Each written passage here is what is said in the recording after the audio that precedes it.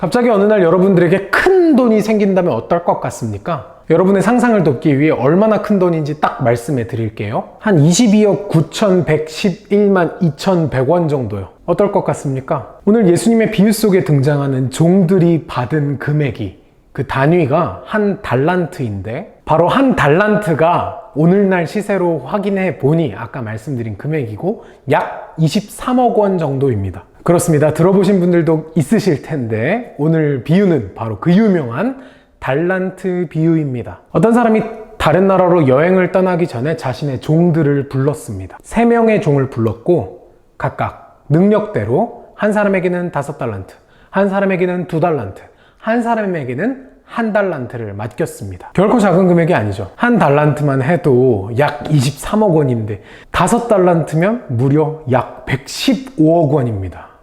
와우. 여기서 우리가 추론할 수 있는 것이 두 가지 있죠. 첫 번째, 주인에게는 돈이 아주 많았다. 두 번째, 주인이 종들에게 맡긴 돈은 작은 돈이었다, 큰 돈이었다?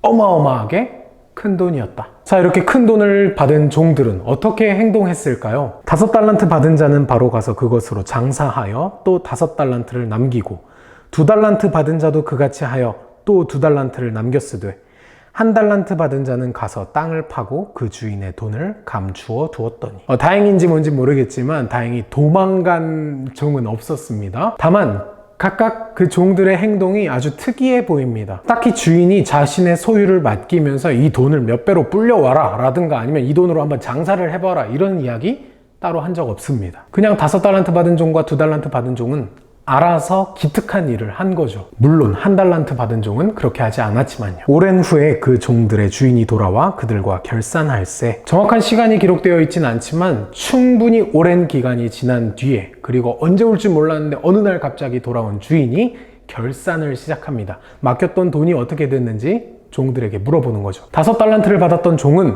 주인에게 보고합니다. 5달란트 받았던 자는 5달란트를 더 가지고 와서 이르되, 주인이여, 내게 5달란트를 주셨는데 보소서, 내가 또 5달란트를 남겼나이다. 그리고 종의 보고를 들은 주인은 이렇게 답했습니다. 그 주인이 이르되, 잘하였도다. 착하고 충성된 종아, 내가 적은 일에 충성하였음에 내가 많은 것을 내게 맡기리니 내 주인의 즐거움에 참여할지어다 하고, 착하고 충성되다, 정말 잘했다 라고 칭찬하더니 그 뒤에 나온 언급이 조금 독특합니다. 내 주인의 즐거움에 참여할지어다 라고 말했죠. 2달란트 받은 종도 똑같이 자신이 2달란트를 더 남겼다는 보고를 하고 주인이 칭찬을 시작하는데, 주인이 칭찬한 문장이 정확히 일치합니다. 여러분 성경 말씀 한번 찾아보세요. 마태복음 25장 21절 말씀과 23절 말씀이 토시 하나도 다름이 없이 아예 똑같습니다. 착하고 충성된 종아, 적은 일에 충성하였다. 그리고 왠지 이 이상한 비유의 흐름을 우리가 이해하기 쉽도록 돕는 것만 같은 그 힌트 같은 말, 내 주인의 즐거움에 참여할지어다 라고 말합니다. 반면 땅속에다 돈을 감추어 놓았던 1달란트 받았던 종은 이렇게 말합니다. 1달란트 받았던 자는 와서 이르되,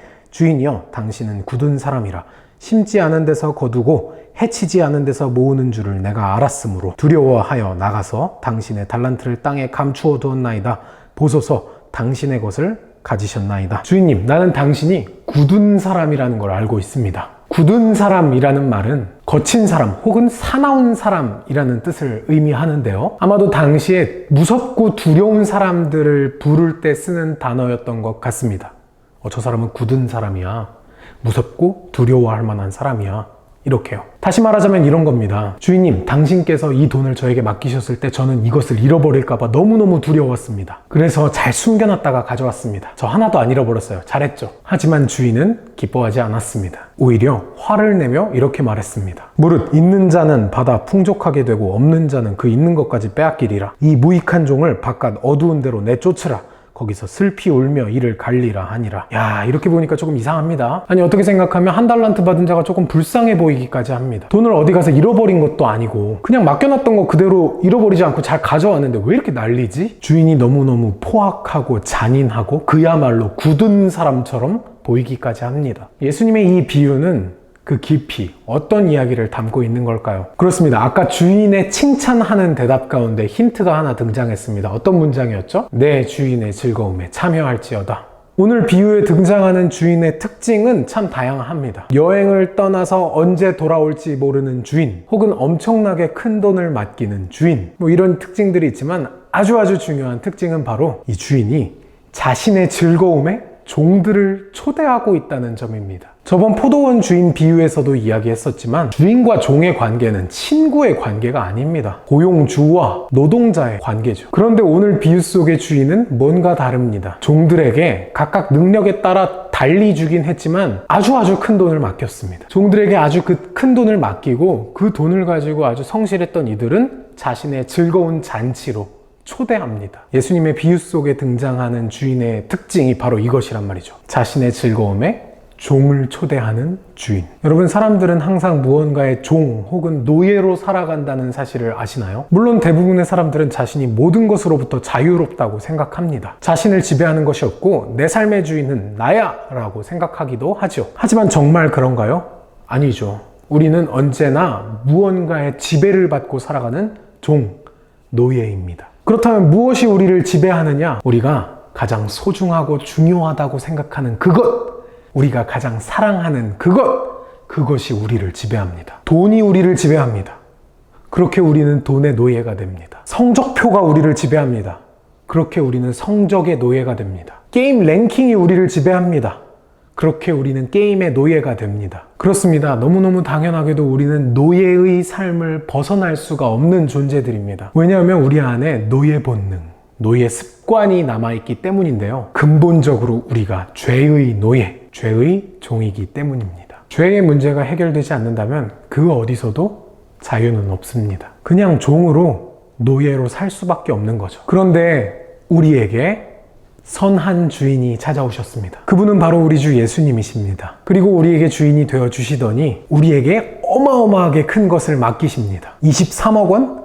115억 원? 그것과는 비교할 수도 없는 어마어마하게 큰 것을 우리에게 맡기십니다. 바로 복음을 우리에게 허락하여 주십니다. 이게 과연 주인이 종에게 맡길 수 있을 만한 것이냐 싶은 아주 어마어마하게 크고 귀하고 소중한 것을 맡기십니다. 그게 바로 복음이라고요. 예수님께서 우리에게 복음을 주신 이유가 무엇입니까? 바로 복음의 능력을 지니고 성실하게 살아가는 이들을 자신의 즐거움에 참여하게 하기 위하심입니다. 다시 말해서 예수님께서는 지금 주인과 종의 관계를 뛰어넘어서 자신의 즐거운 잔치의 파트너로 종을, 우리를, 나를 초대하고 계시다는 거죠. 오늘 말씀에 등장했던 한 달란트 받았던 종은 주인의 잔치에 참여할 수 없었습니다. 종은 자신의 주인을 오해했습니다. 그저 두렵고 무서운 사람, 굳은 사람으로만 인식하고 있었습니다. 그런 인식을 가지고 주인을 바라보고 있었기 때문에 주인이 자신에게 맡겼던 한 달란트의 진정한 의미가 뭐였는지 그는 알 수 없었습니다. 그 어마어마하고 커다란 돈을 맡긴 이유가 뭔지 상상할 수조차 없었습니다. 그 달란트의 의미가 무엇이었다고요? 그냥 물건 맡기는 정도의 그런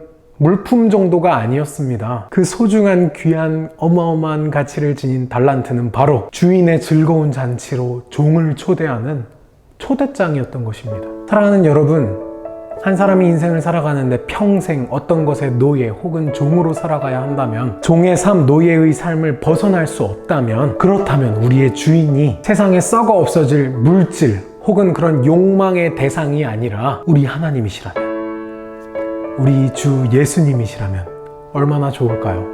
우리의 주인 되신 예수님께서 우리에게 귀한 복음을 맡기셨고 그 복음은 주인의 잔치로 초대하는 초대장이었습니다. 우리는 그 복음의 능력을 가지고 이 땅 가운데서 성실하게 살아가며 언젠가 돌아오실 우리의 주인님을 기다리고 있어야 하는 것입니다.